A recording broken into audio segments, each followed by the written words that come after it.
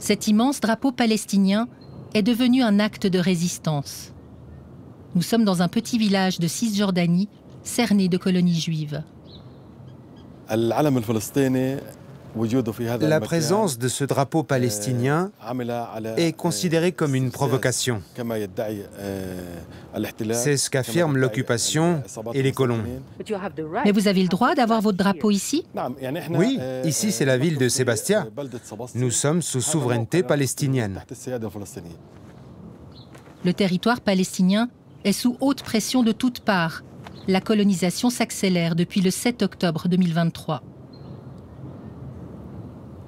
L'occupation israélienne, et plus précisément le gouvernement israélien actuel, est un gouvernement de colons et d'extrémistes qui cherche à voler toutes les terres palestiniennes.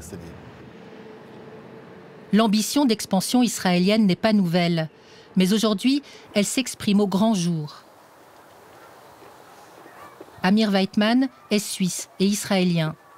Il assume sans complexe les raisons de la construction, en 1997, de la colonie où il habite, Har Homa, juste à côté de Bethléem. Alors l'objectif était d'empêcher en fait la création d'une continuité territoriale qui aurait pu aboutir potentiellement à la création en fait d'un État palestinien dans cette région. Pour achever cet objectif, il nous explique que 2 autres colonies vont sortir de terre juste en face de chez lui, en bas de la colline. Ces constructions sur terre palestinienne sont illégales au regard du droit international. On parle de territoire occupé. Alors, une partie de la communauté internationale pense ça comme ça, ce qui n'est pas le cas de l'État d'Israël, ce qui n'est pas non plus le cas des États-Unis pour le coup aujourd'hui. Et vous en pensez quoi? Moi, je pense que la terre d'Israël appartient au peuple juif. On est revenu sur notre terre après pas loin de 2000 ans. Cette terre nous appartient, c'est tout.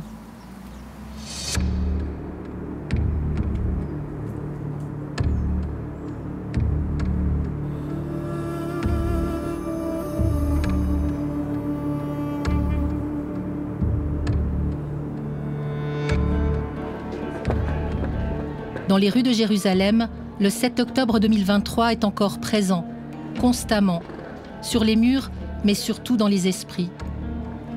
On s'en rend compte pendant les quelques semaines passées en Israël. Nous sommes venus pour écouter et tenter de comprendre comment les communautés israéliennes et palestiniennes envisagent l'avenir.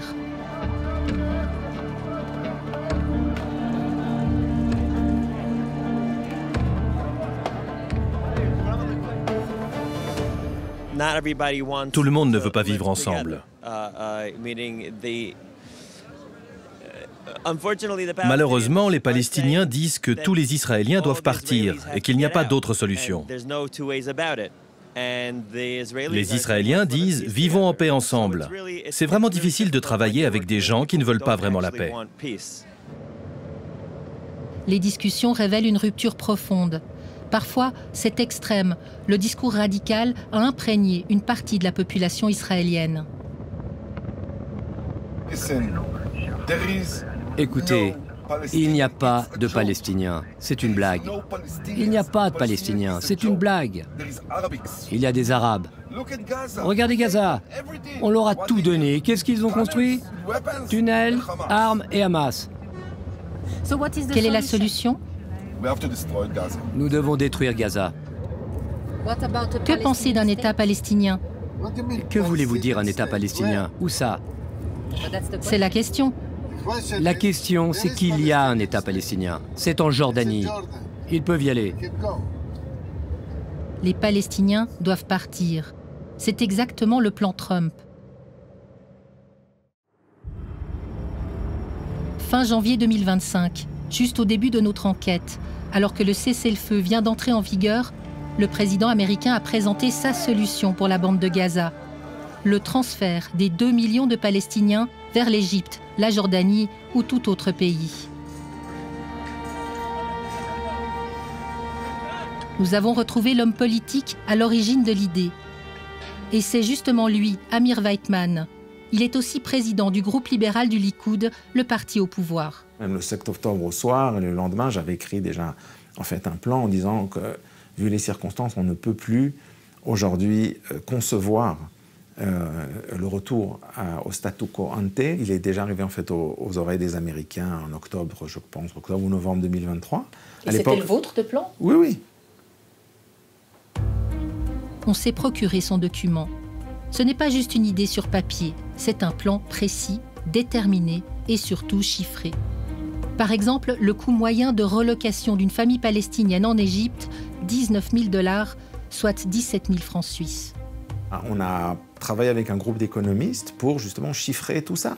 Et ce qu'il y a, c'est que c'est pas cher. C'est-à-dire, ensuite, on peut discuter combien on veut donner, à qui, etc. Mais je pense pour 20 ou 30 milliards de dollars, ce qui sont quand même des clopinettes, on peut faire ça sans problème. Si on veut être extrêmement large et donner encore plus, on peut le faire pour 50 milliards de dollars, admettons. Probablement, c'est pas la peine. Ça, c'est le prix de quoi? C'est le prix de réinstaller les Palestiniens, par exemple en Égypte ou ailleurs, dans des bonnes conditions, tout en leur donnant des compensations, tout en leur donnant suffisamment d'argent pour qu'ils puissent vivre pendant une période de temps, je ne sais pas, 1 an, 2 ans, avoir un travail, des compensations de nouveau pour la perte de propriété, etc.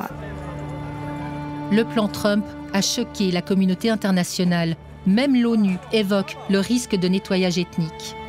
Du coup, le monde arabe s'est réveillé et a proposé un plan alternatif de reconstruction de Gaza, sans le Hamas et sans expulser les Palestiniens. Le gouvernement israélien préfère le plan Trump.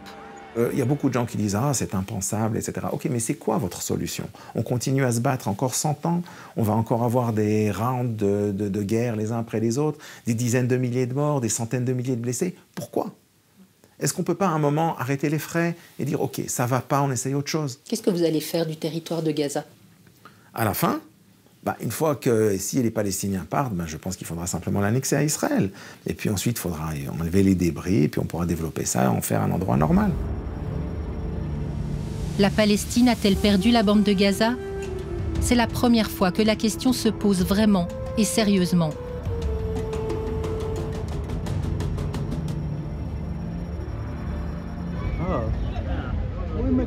D'autant que la guerre a repris le 18 mars 2025, alors que la survie des Gazaouis dépend intégralement de l'aide humanitaire. La plus importante organisation qui vient en aide aux Palestiniens, c'est l'UNRWA. Or, elle a été interdite depuis le 30 janvier 2025 par le gouvernement israélien. Cela concerne bien plus que l'aide d'urgence à Gaza. Pour comprendre, il faut revenir au rôle spécifique de cette agence des Nations Unies. Fondée en 1949, son mandat est de protéger les 750 000 Palestiniens déplacés lors de la création de l'État d'Israël, en attendant qu'une solution à 2 États soit trouvée, en attendant que le droit au retour puisse s'appliquer.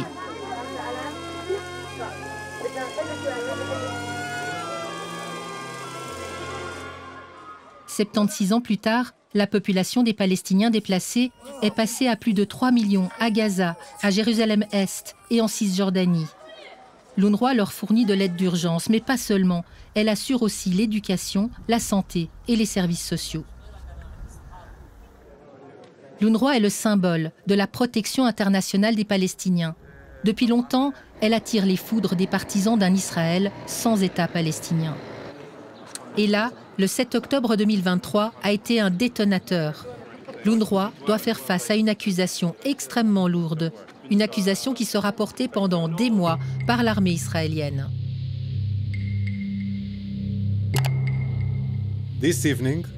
Ce soir, nous publions les noms d'autres terroristes employés par l'UNRWA qui ont participé au massacre du 7 octobre. Plus de 450 employés de l'UNRWA sont des agents militaires au sein de groupes terroristes à Gaza. Plus de 450. 450, un chiffre qui va très vite diminuer à 9, après les conclusions de 2 enquêtes indépendantes commandées par l'ONU. Les 9 employés sont immédiatement licenciés par l'UNRWA, mais c'est trop tard. L'idée d'infiltration totale de l'organisation onusienne se diffuse jusqu'à se cristalliser au plus haut niveau politique. Et en Israël, l'institution politique la plus puissante, c'est le Parlement, la Knesset. Le message délivré aux députés a été clair. L'UNRWA n'est pas une agence d'aide aux réfugiés. L'UNRWA est une agence d'aide au Hamas. Le 28 octobre 2024, les députés votent massivement 2 lois qui interdisent toute présence de l'UNRWA sur territoire israélien et tout contact avec des officiels israéliens. Les lois prennent effet au 30 janvier 2025.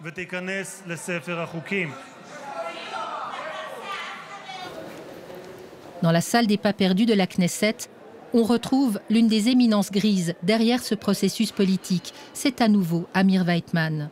Son groupe a initié l'une des lois qui a visé l'UNRWA. On ne peut plus maintenant tolérer une agence qui a été à ce point gangrénée par la haine, la haine des Juifs, par notre haine. Donc ce n'est plus une question de gauche ou de droite. On s'est rendu compte qu'il y avait un consensus en fait, au sein de la société israélienne qui est le produit justement du 7 octobre pour dire que c'est plus possible. Que faites-vous des protestations de l'ONU ? Rien. L'ONU, vous savez, c'est une organisation aujourd'hui qui est gangrénée par la haine antisémite. Je crois qu'il faut dire les choses telles qu'elles sont. Les mots sont forts, mais c'est la position actuelle, ouvertement exprimée, du gouvernement israélien à l'égard de l'ONU. L'UNRWA a reçu l'ordre d'évacuer son quartier général à Jérusalem-Est, avant le 30 janvier 2025.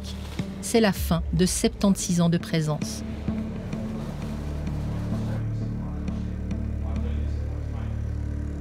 C'est presque hallucinant quand on prend du recul et regarde ça de l'extérieur. On est dans une situation où un État membre de l'ONU a décidé d'interdire le travail d'une agence de l'ONU qui est mandatée par l'Assemblée générale. Pour les collègues internationaux, on a été obligé de partir au plus tard demain parce que nos visas arrivent à terme demain. Ils ont été raccourcis. Pour les collègues locaux qui sont les premiers à être touchés par les risques d'intimidation, de violence, ils ne seront pas là parce qu'ils ne peuvent pas être mis en danger. Car le danger est réel. Travailler pour l'UNRWA désormais, aux yeux des autorités israéliennes, c'est travailler pour des terroristes. All this place belong to Hamas, support Hamas, working with Hamas.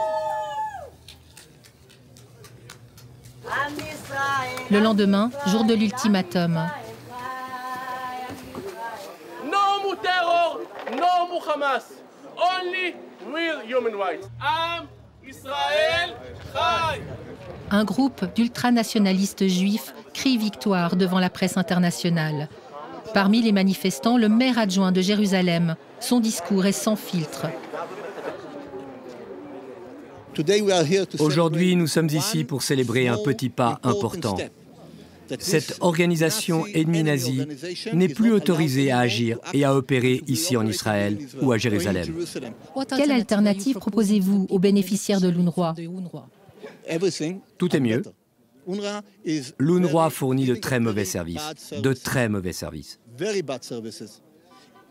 Dans le domaine de l'éducation, c'est très mauvais. En matière de santé, c'est très mauvais. Connaissez-vous un seul réfugié de l'UNRWA ou un seul réfugié arabe qui ait reçu le prix Nobel de médecine, de mathématiques ou de quoi que ce soit d'autre ? L'UNRWA a décidé de continuer son travail sur le terrain jusqu'à ce qu'on l'en empêche. À fin mars 2025, les cliniques et les écoles de l'agence sont toujours ouvertes. Mais l'incertitude pèse sur les 5 millions de bénéficiaires. Tout peut s'arrêter du jour au lendemain sur simple intervention des autorités israéliennes.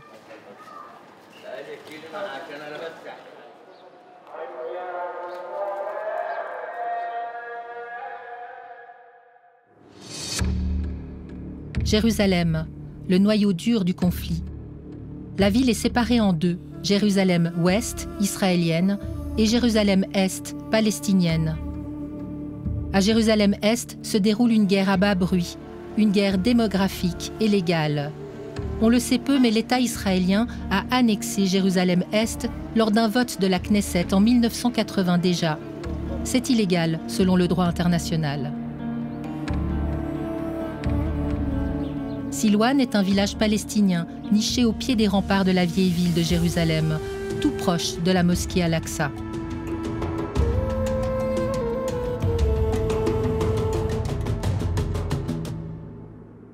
Depuis quelques années, le village est sous intense pression de deux organisations israéliennes. La première mène de vastes fouilles archéologiques qui révèlent des traces de l'antique cité de David. Elle veut récupérer le site. Il y a une très grande organisation, une organisation de colons très puissante appelée Elad. Elle a réussi à obtenir des millions de dollars de la part de donateurs et du gouvernement parce qu'elle se présente comme une organisation archéologique qui veut promouvoir le tourisme autour de la Jérusalem antique. Mais ce qu'elle fait aussi, c'est s'emparer des maisons palestiniennes. Car pour créer le parc archéologique, il faut débarrasser le terrain. Cette voie est devenue rare en Israël. Hagit Ofran œuvre pour l'organisation pacifiste israélienne Peace Now, connue pour sa défense de la solution à deux États et sa surveillance des implantations juives sur territoire palestinien. Je me suis arrêté ici parce que la dernière fois que je suis venu, il y avait 4 maisons et maintenant je vois que ce sont des ruines. Il y avait une famille qui vivait ici. Plusieurs frères avec leurs enfants. 3 maisons et une maison d'une autre famille. Tout a été enlevé, tout a été démoli. Ici, en décembre dernier, 9 maisons ont été démolies par l'armée israélienne. Rien qu'en 2024, une centaine de Palestiniens ont perdu leur maison à Silouane.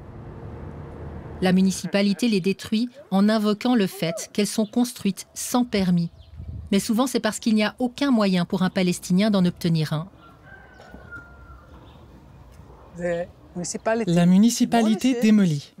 Puis elle envoie la facture pour la démolition, qui peut atteindre plus de 100 000 shekels pour le bulldozer, pour la police qui est là pour le protéger.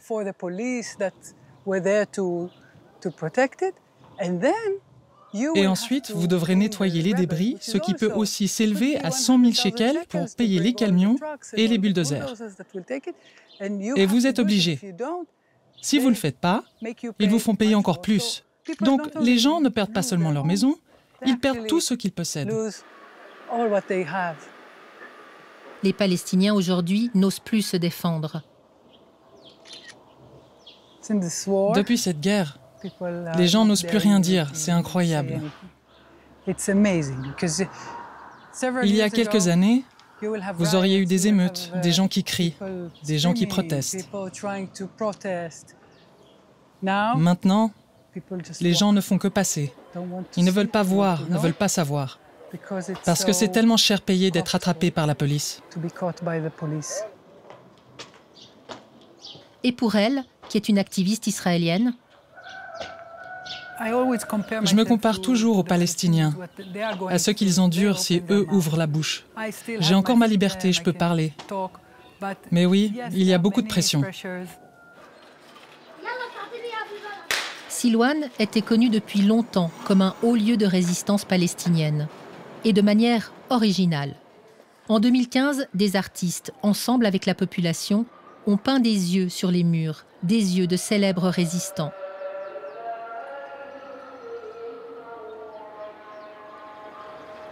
Mais le cœur du village cède, maison par maison, sous la pression d'une seconde organisation israélienne, Ateret Kohanim. À sa tête, Daniel Louria.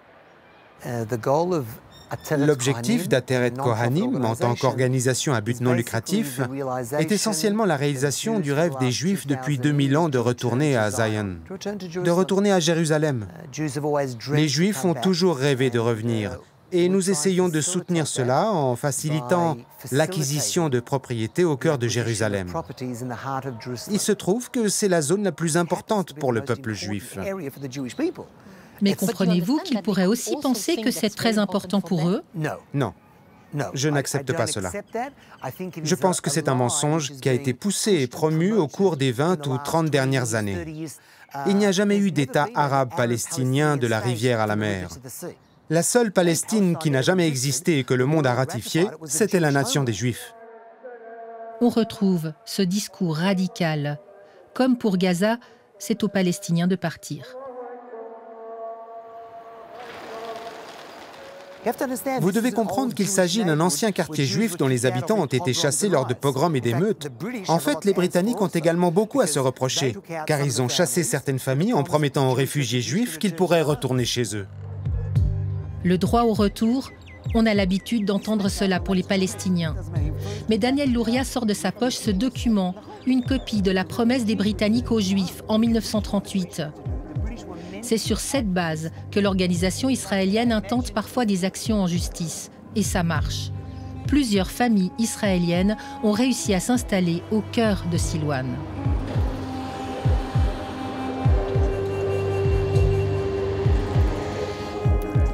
Ici, des ouvriers s'activent. Ils préparent la maison passée en main juive il y a seulement 3 mois. Juste à côté, c'est la porte de la maison de Souher Al-Rajabi, le porte-parole et chef du comité de quartier. Il a reçu un ordre d'expulsion dans un délai de 6 mois et il n'est pas le seul. Voyez ces maisons. Elles ont toutes des ordres d'expulsion. 87 maisons. Cette maison et celle-là aussi, toutes sont menacées par des ordres d'évacuation. 87 maisons, cela veut dire 700 personnes. Lui, il a acheté sa maison en 1966 à un citoyen palestinien. Il peut le prouver. Malgré cela, Ateret Kohanim a gagné la première étape légale au nom du droit au retour des Juifs.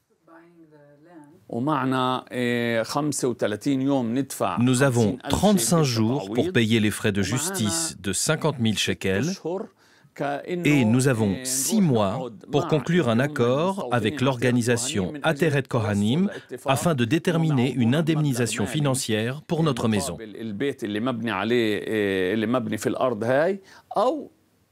Et si on refuse, ils seront libres de pouvoir détruire notre maison. Il a déjà décidé de refuser la proposition. On va faire recours au tribunal et s'il rejette notre recours, on ira à la Cour suprême. Si elle refuse aussi, on ne partira quand même pas. Ici, c'est ma vie. Je suis né ici. J'ai grandi ici.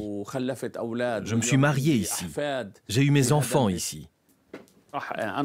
Aujourd'hui, j'ai des petits-enfants dans cette maison. Je vais me battre par tous les moyens, pacifiques et non violents, pour garder ma maison pour moi et pour mes enfants après moi.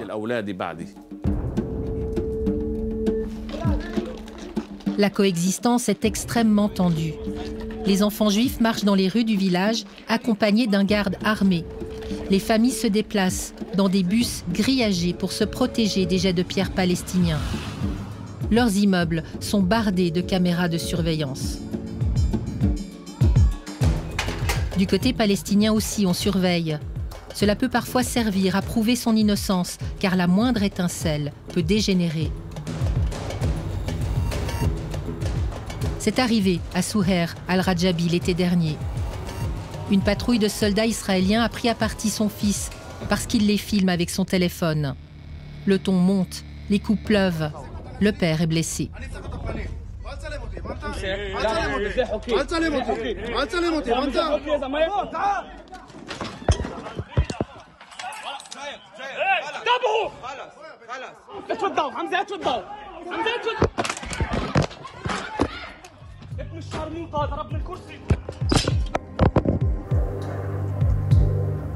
Cette lente colonisation porte ses fruits. À Jérusalem-Est, la proportion d'habitants juifs est passée de 10% dans les années 70 à 40% aujourd'hui.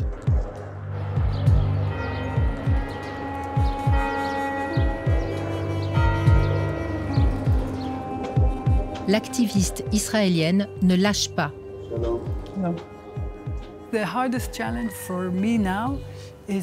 Le défi le plus difficile pour moi maintenant, c'est de garder espoir alors que nous avons un gouvernement très à droite. Une guerre si horrible et une mauvaise administration aux États-Unis. C'est de me rappeler que finalement, nous devons tous vivre ensemble ici et que, en fin de compte, dès qu'un accord de paix sera sur la table, la majorité le soutiendra. C'est de rester vigilant et de continuer à apporter de la lumière jusqu'à ce que nous passions cette période sombre.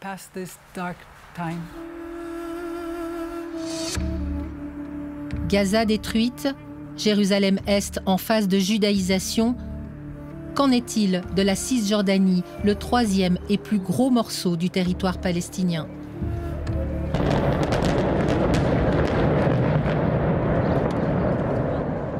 Depuis fin janvier, l'armée israélienne mène une lourde opération militaire dans le nord de la Cisjordanie, à Jenin et à Tulkarem, deux villes connues pour leurs groupes de combattants très actifs sur leur territoire. L'armée israélienne a ordonné l'évacuation de dizaines de milliers de civils avant d'envoyer l'artillerie lourde. Ils sont là pour un moment.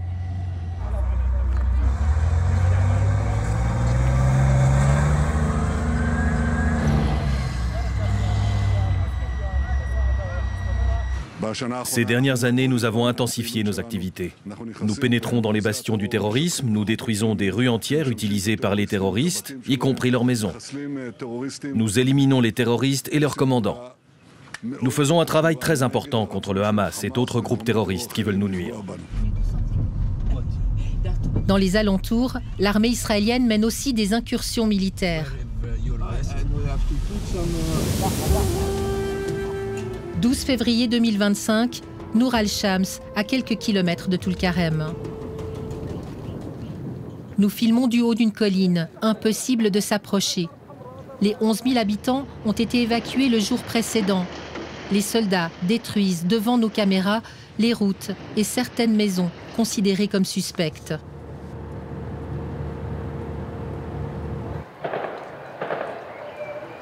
Cet habitant, évacué avec sa famille, assiste à tout ça, impuissant. Ce n'est pas notre première évacuation, mais c'est la première fois qu'on nous oblige sous la contrainte des armes ou sous la menace de destruction de nos biens. Ils nous ont expulsés de force. Savez-vous quand vous pourrez rentrer dans votre maison? Non, je ne sais pas. Ils ne nous ont pas dit quand on pourra y retourner. Apparemment, ça va prendre beaucoup de temps. Pour l'instant, il a trouvé refuge chez son frère. J'ai accueilli chez moi entre 6 et 7 familles. Toutes les maisons alentours accueillent des personnes déplacées. 3 ou 4 familles chacun au moins. 40 km plus loin, à Al-Farah.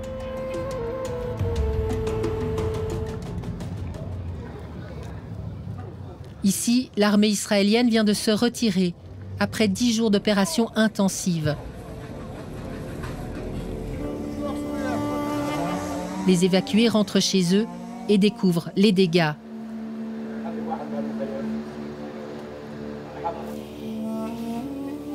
Maël Al-Ghoul habite 2 étages d'un immeuble avec sa famille de 14 personnes.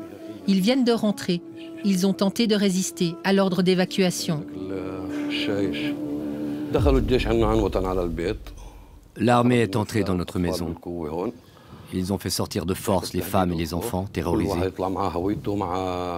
Chacun est sorti avec sa carte d'identité et son téléphone à la main. Ensuite, ils ont fouillé tous les étages et ils ont tout détruit. Ils n'ont rien épargné, comme vous le voyez.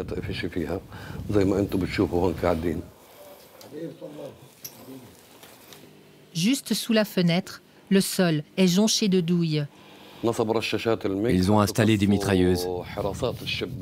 Ils ont cassé les fenêtres pour faire sortir leurs armes. Et d'ici, les snipers ont tiré sur les voisins. Que visaient-ils? Il n'y avait rien. Il n'y avait pas de confrontation, rien. C'est juste pour humilier les gens, tout détruire et les terrifier.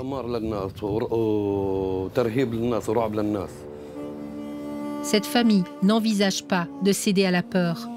Non, non, non, jamais. Nous resterons ici jusqu'à la dernière goutte de notre sang. Hors de question de nous expulser ou d'émigrer. La résistance, pour eux, c'est rester. La route et les conduites d'eau ont été défoncées par les bulldozers de l'armée israélienne. Il faut réparer, tout de suite. La population ne peut compter que sur elle-même. Inutile d'espérer de l'aide d'aucun service officiel palestinien. Ils sont seuls et pour reconstruire, et pour se défendre.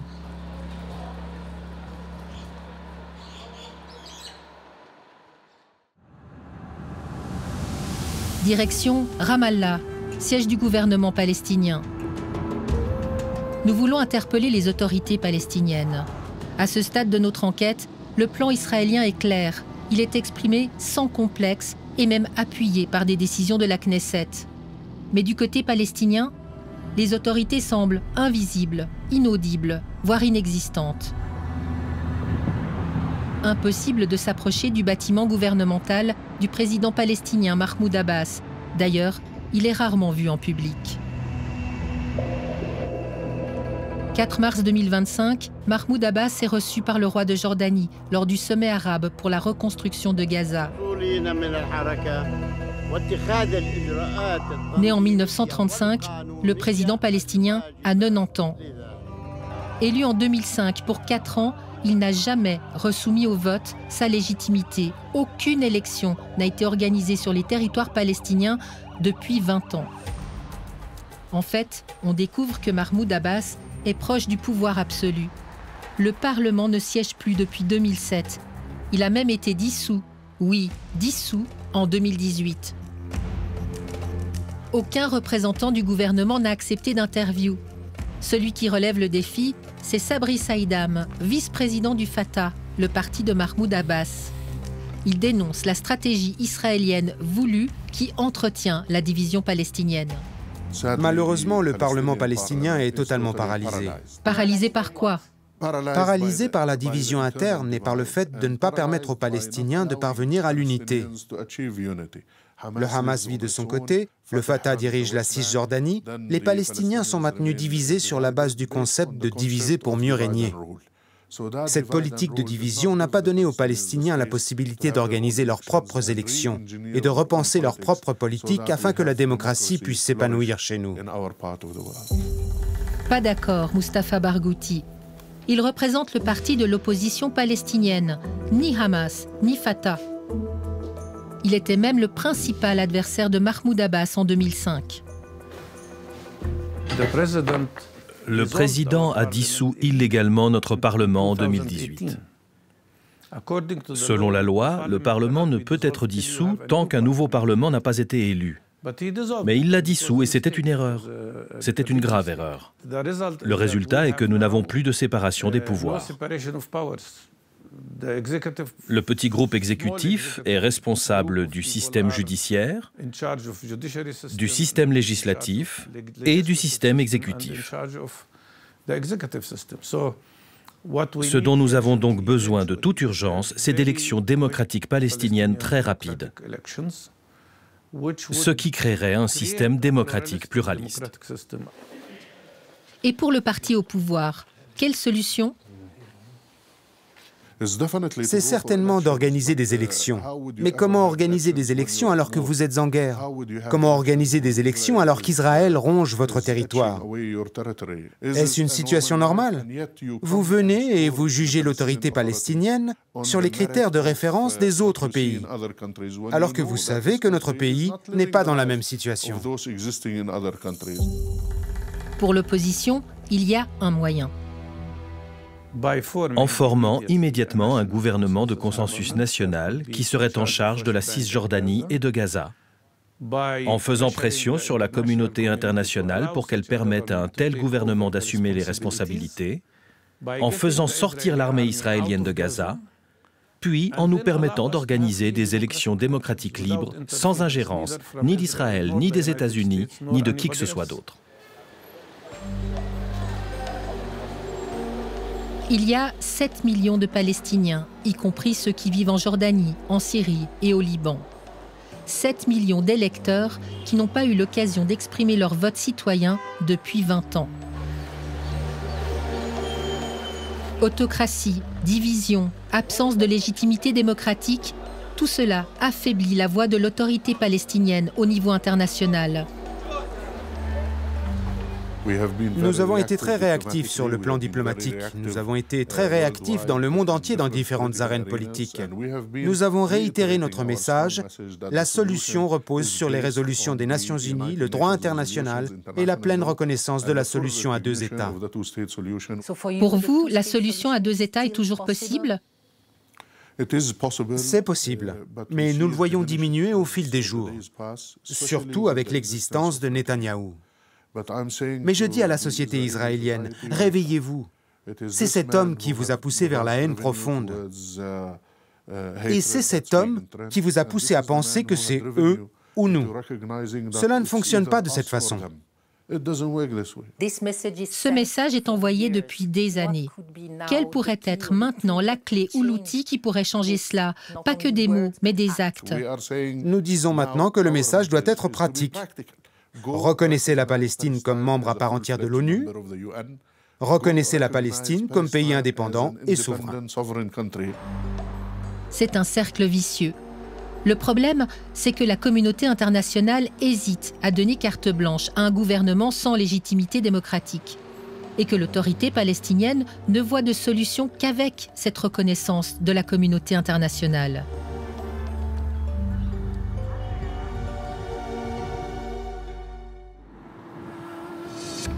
Pendant ce temps, les autorités israéliennes avancent dans la réalisation de leur plan pour la Cisjordanie, qu'ils appellent déjà la Judée-Samarie.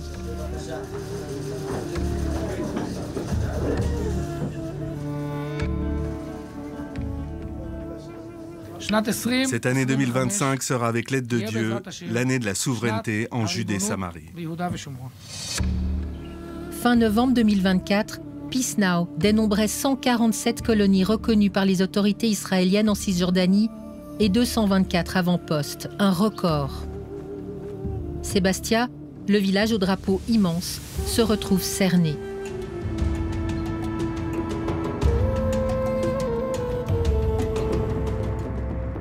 Les incursions sont fréquentes, de jour comme de nuit. Parfois, il y a des confrontations directes entre la population et l'armée israélienne.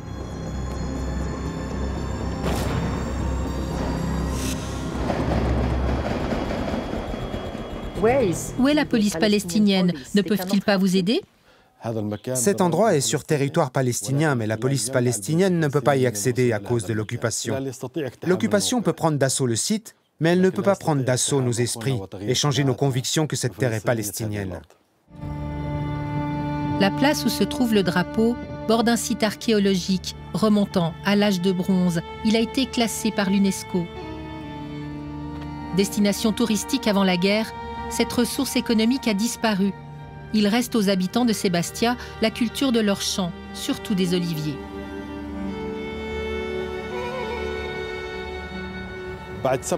Depuis le 7 octobre, le gouvernement israélien a donné le feu vert aux colons pour qu'ils s'étendent et volent davantage de terres palestiniennes. Cet olivier est plus ancien que l'occupation. L'occupation nous empêche d'atteindre les oliviers, de cueillir les fruits et de prendre soin de la terre. Les colons qui attaquent le village le plus souvent, ce sont ceux qui habitent dans la colonie de Homesh, située sur la montagne en face. Et de l'autre côté, ceux de la colonie de Shavi Shamon. Si quelqu'un de Sébastia va maintenant dans le champ, que va-t-il se passer? Il sera tué. Nous allons voir cette colonie de Homesh, juste en face, en haut de la colline. Sur la route, symbole des tensions, la guerre des tags sur les panneaux fait rage. Le noir couvre le nom arabe et le rouge le nom hébreu. La route passe par un premier checkpoint.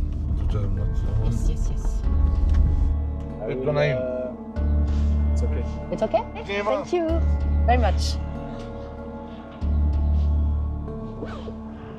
Ensuite, on arrive directement dans une base militaire.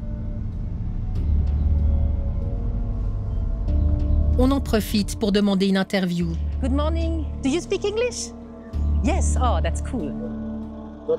Le soldat consulte sa hiérarchie. 3 secondes d'espoir. Hello? Mais non, finalement, c'est non. Par contre, on nous autorise à nous promener. La colonie est légale, car sur territoire palestinien, a été démantelée une première fois en 2005. Le gouvernement de Netanyahou l'a réautorisé en 2023. On le voit, les maisons sont encore des mobil-homes. On s'arrête pour discuter avec 2 touristes juifs américains venus admirer la vue spectaculaire sur les villages palestiniens. Quand soudain, l'un des colons intervient pour nous empêcher de filmer. Qui dit que c'est pas permis? On nous donne le contact d'un responsable des colonies alentours. On n'arrivera jamais à le joindre dans notre période de tournage. Dommage, on aurait bien voulu avoir leur point de vue. En bas de Homesh, à quelques kilomètres, les champs d'oliviers du village de Bourka sont abandonnés.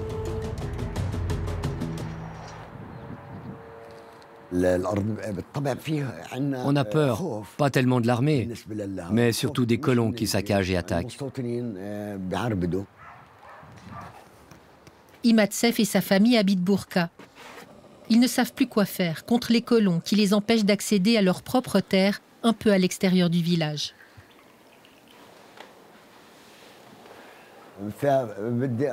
À la période de la cueillette, ils entrent dans les terres, empêchent les agriculteurs de récolter les olives dans leurs champs. Ils confisquent et volent le matériel agricole qu'ils trouvent sur place. Et tout ça se passe sous la protection de l'armée. Sur ces images d'octobre 2024, des colons cagoulés menacent les paysans de Bourka qui veulent récolter les olives. L'armée n'intervient pas. Les Palestiniens dénoncent un harcèlement violent, incessant. Parfois, les incursions arrivent jusqu'à l'intérieur du village. Et là, les habitants ne comptent que sur eux-mêmes. Pendant une des incursions, les colons sont arrivés à la porte de ma maison. Ils voulaient casser les fenêtres. Mais nous, les hommes du village, nous les avons affrontés et empêchés d'entrer. Quand l'occupation arrive sur la route principale, on subit les gaz lacrymogènes, les bombes assourdissantes et même les balles réelles. Et il y a l'arbitraire. Imatsef nous emmène voir un immense tas de terre.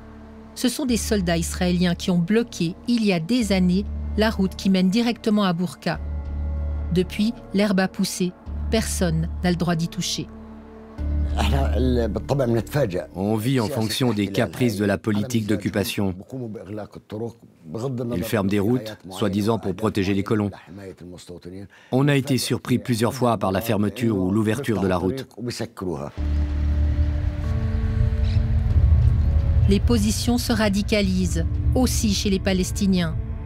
La coexistence semble désormais impossible. Comment sortir de cette spirale ?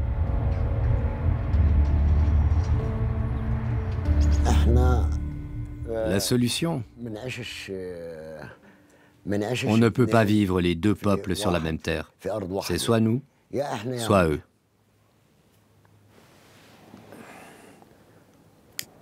Est-ce qu'il est trop tard pour la paix ? Oui, c'est trop tard pour la paix. La paix, c'est difficile avec le gouvernement extrémiste israélien.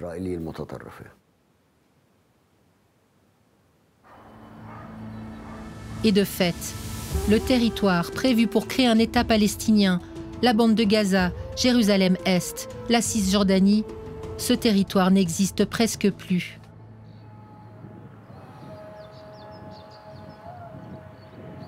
Je pense que maintenant, Israël est contrôlé par des fanatiques extrêmes et fous. Ils vont remplir la Cisjordanie de colonies et de colons afin que les Palestiniens perdent tout espoir d'avoir leur propre État et qu'ils aient ensuite à choisir entre l'une des 3 options suivantes. Soit partir, ce qui équivaut à un nettoyage ethnique, soit accepter une vie d'asservissement, ce qui équivaut à un apartheid éternel, soit mourir.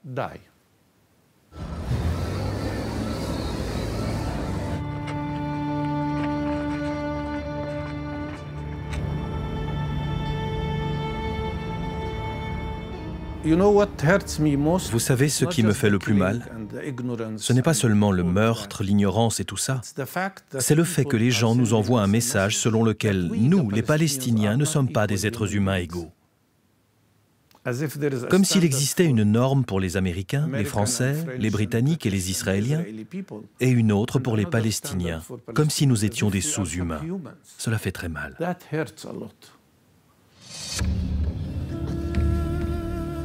Difficile de garder espoir pour la paix. Les citoyens israéliens vont renouveler leur Parlement en octobre 2026. Et c'est le Parlement qui nomme le Premier ministre. Y aura-t-il assez de voix modérées pour stopper le plan du camp Netanyahou? C'est dans plus d'1 an. Peut-être sera-t-il trop tard.